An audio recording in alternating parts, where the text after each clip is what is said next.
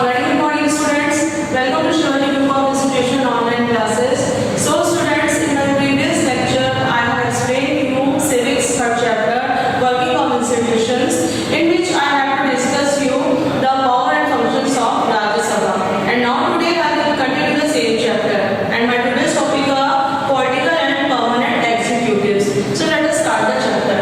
So, student, in a democratic country, two categories make up the executive. So, democratic country, जैसे कि मैंने आपको बताया कि लोगों का शासन, तो डेमोक्रेटिक कंट्री में क्या होता है कि हमारी जो दो कैटेगरीज मिलकर हमारे एग्जीक्यूटिव को, ये हमारा second organ of the government है, मतलब हमारी सरकार का दूसरा अंग है एग्जीक्यूटिव। फर्स्ट मैं आपको डिस्कस कर चुकी हूँ legislature. Legislator it is the parliament of the country. तो हमारे देश की लेजिस्लेशन क्या है? हमारे देश की संसद है। तो parliament has to houses, Lok Sabha and Rajya Sabha. I already discussed you. The second organ executive यानी कार्यपालिका। तो डेमोक्रेटिक कंट्री में क्या होता है कि दो कैटेगरीज मिलकर हमारी एग्जीक्यूटिव बनाती है। One that is elected by the people, मतलब एक कैटेगरी क्या होती है जो लोगों के द्वारा चुनी जाती है for a specific period. Specific period के लिए इज कॉल्ड पॉलिटिकल एग्जीक्यूटिव। इसको हम लोग क्या कहते हैं? पॉलिटिकल एग्जीक्यूटिव कहते हैं, राजनीतिक कार्यपालिका कहते हैं। In the second category people are appointed on a long term basis. देखिए सेकंड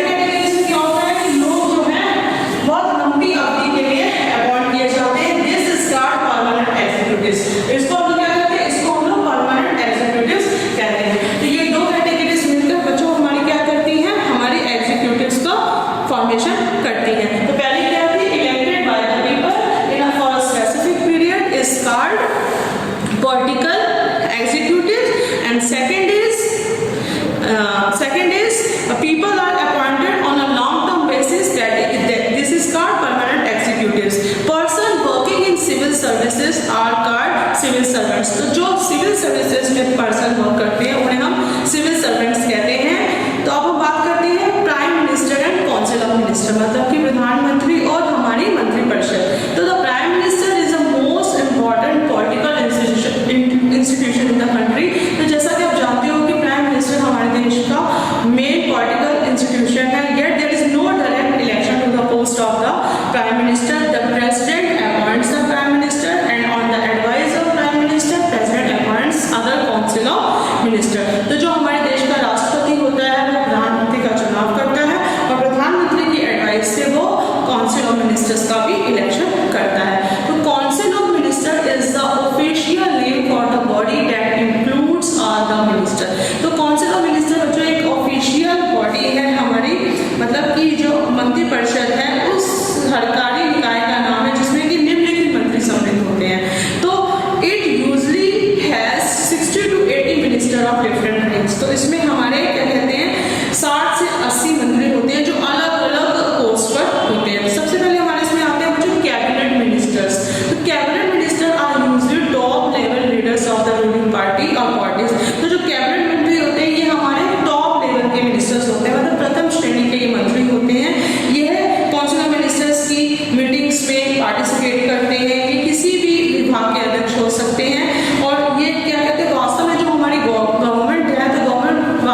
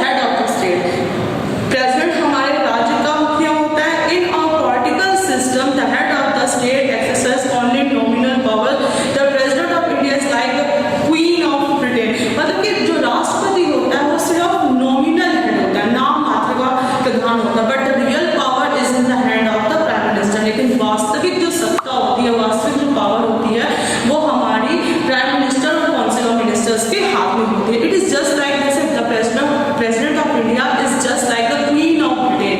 तो president of India queen of Britain की तरह whose functions are to be large extent ceremonial। तो हम बात करते हैं कि the president is not directly elected by the people, the elected members of parliament and the elected members of legislative assemblies elect president। ठीक है, अब हम बात करने जा रहे हैं बच्चों power and functions of the prime minister की, मतलब प्राइम मिनिस्टर के क्या पावर और फंक्शंस हैं, इनके बारे में हम बात करने जा रहे हैं।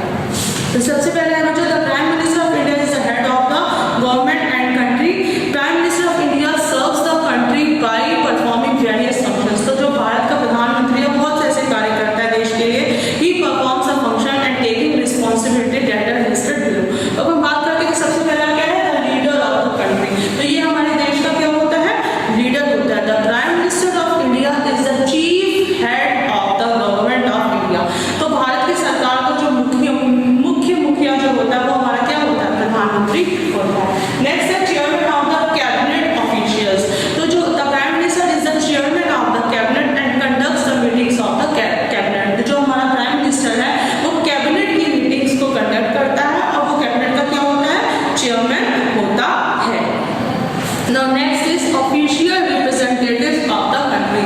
तो जो हमारा प्रधानमंत्री होता है वो हमारे देश का क्या होता है, ऑफिशियल रिप्रेजेंटेटिव्स होता है, मतलब कि हमारे देश का राजनीतिक प्रतिनिधि होता है। तो ठीक है, prime minister represent the country for high level international meeting and he is the ambassador of the country. तो प्राइम मिनिस्टर क्या करता है कि हमारी विदेश नीति का निर्माता होता है, मतलब विदेशों से जो संधियां करनी होती है, जो नीतियां करनी होती है, उसमें हमारा प्राइम मिनिस्टर जो बहुत ही इंपॉर्टेंट रोल प्ले करता है। तो ही is the ambassador of the country.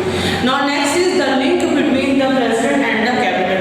तो प्राइम मिनिस्टर जो है हमारी एक कड़ी का काम करता है, मंत्रिमंडल और राष्ट्रपति के बीच में एक कड़ी का काम करता है। तो the prime minister acts as a link and bond between the president and cabinet minister. तो प्राइम मिनिस्टर एक लिंक का काम करता है प्रेसिडेंट मतलब राष्ट्रपति और मंत्रिपरिषद के बीच में। He communicates and transmits all decisions of the cabinet to the president. तो वो सभी क्या कहते हैं डिसीजंस को, कैबिनेट के जो भी निर्णय लिए जाते हैं उनको राष्ट्रपति तक ट्रांसफर करता है। And which is related to the administration of the affairs of union and professions for legislation. मतलब जो देश के यूनियन के देश की केंद्र सरकार से संबंधित होते हैं उस सभी निर्णयों को प्रधानमंत्री राष्ट्रपति तक पहुंचा। So students, now I want to discuss the power and functions of the president. तो power and function of the president of India. तो so student, the president of India is the executive head of India. He is the supreme command of the defence forces of India. तो जो हमारा भारत का राष्ट्रपति होता है वो हमारे भारत का क्या होता है, एग्जीक्यूटिव हेड होता है। वो हमारे भारत की सेनाओं का सर्वोच्च सेनापति होता है and also called the first citizen of India. और भारत का पहला नागरिक कौन होता है, हमारा भारत का राष्ट्रपति होता है। The president is elected indirectly by electoral college in both houses of parliament and the legislative assembly of each state and territory of India. तो बच्चों हम बात करने जा रहे हैं कि Bharat the process to elect the president. तो प्रेसिडेंट को क्या प्रोसेस होती है उसके इलेक्शन की। The president of India is not elected directly as other ministers are elected. तो भारत का राष्ट्रपति उनका इलेक्शन वैसे लोगों की तरह नहीं होता जैसे कि दूसरे मिनिस्टर्स का इलेक्शन होता है। तो there is an electoral college that elects him. तो वहाँ पे एक इलेक्टोरल कॉलेज होता है जो कि हमारे प्रेसिडेंट को चुनता है। This college is responsible for the election to the president with consisting of the members are already elected of parliament and legislative assembly of all states and UT of Delhi. तो बात करने जा रहे हैं बच्चों कि कंपोजिशन ऑफ इलेक्टोरल कॉलेज। तो इस इलेक्टोरल कॉलेज में वो कौन से लोग होते हैं जो राष्ट्रपति का चुनाव करते हैं। सबसे पहला होता है द अपर हाउस यानी राज्यसभा के member, the upper house of parliament of India, the lower house of parliament of India यानी लोकसभा, और ईच स्टेट लेजिस्लेटिव असेंबली यानी lower house of the state legislative assembly of each state. तो मतलब राज्यसभा के द्वारा चुने हुए सदस्य, लोकसभा के चुने हुए सदस्य और राज्यों की विधानसभाओं के सदस्य तथा चुनाव करते हैं। ठीक है, now qualifications for the of the president of India.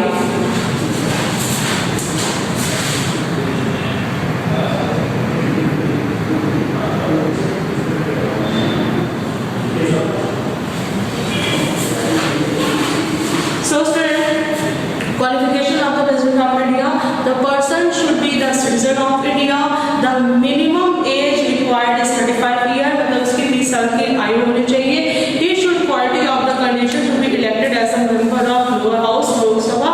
तो मतलब राष्ट्रपति के लिए क्या विशेषताएं होनी चाहिए बच्चों, कि वे लोकसभा का सदस्य होने की योग्यता रखता हो। He should not hold any post of profit under any Indian government or public authority, वे केंद्र व राज्य सरकार के किसी भी लाभ के पद पर आसक्त नहीं होना चाहिए। तो ये हमारे क्या होगा, ये हमारे प्रेसिडेंट की क्वालिफिकेशंस हो गए। अब हम बात करने जा रहे हैं बच्चों कि when the office of the president can vacant, तो the president's office can be vacant or some conditions which are, तो अब हम बात करने जा रहे हैं कि condition attached to the president office। So there are some conditions for the president, he cannot be the member of parliament, मतलब कि president के लिए भी कुछ condition होती है, उसको parliament का member नहीं होना चाहिए। He cannot be arrested or punished even on his criminal act, उसको arrest भी नहीं किया जा सकता, अगर कोई भी criminal act करता है तो president को arrest भी नहीं किया जा सकता। He should not hold any public office, वो किसी भी public office में कार्यरत नहीं होना चाहिए। तो when the office of the president can vacant, जब president का office vacant होता है तो क्या होता है, after the completion of the term of office। तो अब हम बात करते हैं कि हम president को उसके पद से भी हटा सकते हैं। The tenure of president is 5 years, president का कार्यकाल कितना होता है बच्चों, 5 साल का होता है, लेकिन उनको उसके पद से हटाया जा सकता है impeachment लगाकर। तो impeachment क्या होता है बच्चों, there are not so many conditions that are given under the constitution for the impeachment of the president। तो process of impeachment क्या होती है कि when the parliament found that there is a violation of the constitution has been by the president,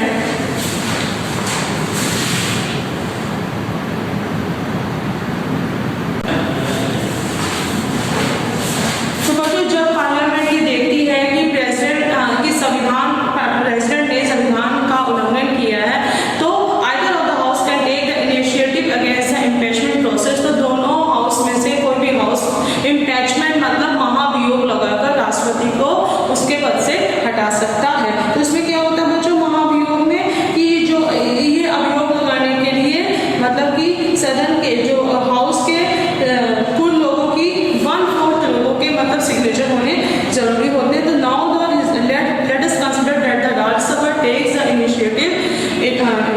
initiative first for the impeachment process. Now the resolution will be put in the Rajya Sabha and the debate will be done on that resolution in Rajya Sabha। तो मतलब राज्य सभा के 2/3 लोगों के approval होना चाहिए कि जो impeachment राज्य सभा में भेजा गया है वो सही है कि नहीं। तो it will be go to the Lok Sabha for some proceedings, फिर राज्य सभा के सदस्यों का अप्रूवल मिलने के बाद उसको लोकसभा में भेजा जाता है। If the resolution for impeachment is passed in the Lok Sabha by the majority, the president will be removed from his seat। अगर ये impeachment जो लोकसभा में भेजा गया है वहाँ पर उसको सदस्यों का अगर बहुमत मिल जाता है तो राष्ट्रपति को उसके पद से हटा दिया जाता है। Now I want to discuss the power and functions of the President of India। तो so student, the major duty of the President of India is to protect the Constitution of India। तो सबसे जो मुख्य duty है हमारे के राष्ट्रपति की क्या है कि भारत के संविधान की रक्षा करना। तो this is the part of his oath under article 60 of the constitution of India. So let us discuss the power and functions of the president of India. Now first power is executive power. तो executive functions of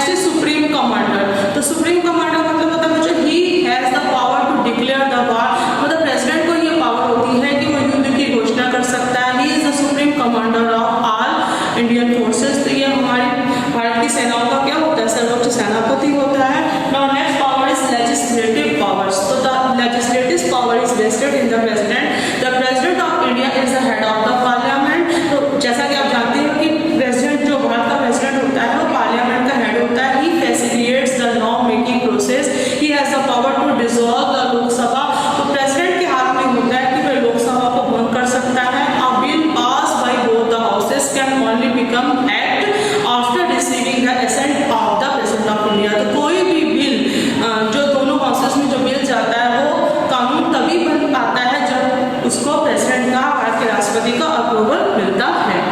अब हम next बात करते हैं financial power. तो now I want to discuss the financial power of the president. No money bill can be introduce with the prior permission of the president of India. कोई भी money bill बिना president की permission के pass नहीं किया जा सकता. As indicated by the constitution of India, the annual financial statement is set by the president before both the houses of parliament. तो किसी भी मनी बिल को कब तक पारित नहीं किया जा सकता जब तक उसको प्रेसिडेंट का अप्रूवल ना मिले. Now next power is emergency power. Emergency. Now next is emergency power. So there are three types of emergency given in the Constitution of India. तो तीन तरह की emergency भारत के संविधान में दी गई है. चाहे वो नेशनल emergency, स्टेट emergency. तो first is national emergency, state emergency, and the third is financial emergency. Financial